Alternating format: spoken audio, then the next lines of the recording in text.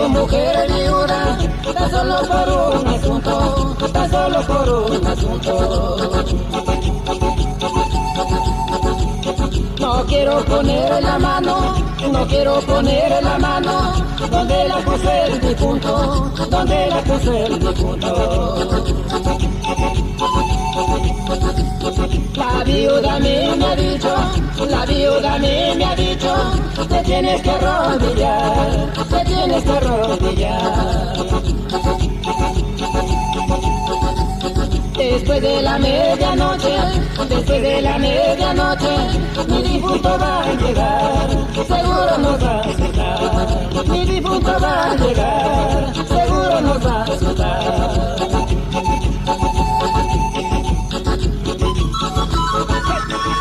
¡Eso! ¡Arriba el pañuelo! ¡Para!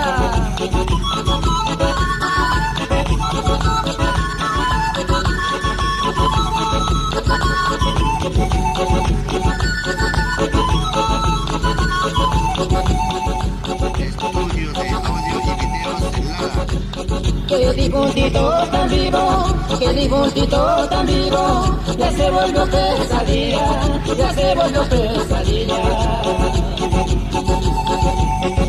Y la viuda me dice, y la viuda me dice, eres una maravilla, eres una maravilla.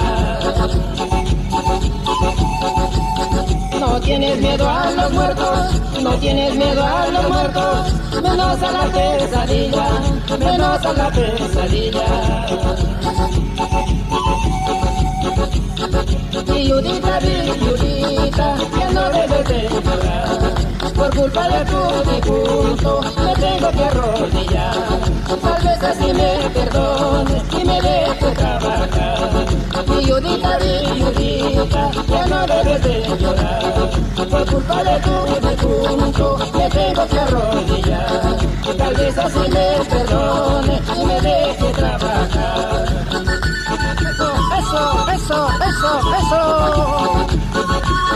¡Qué buenas parejas! ¡Fuera!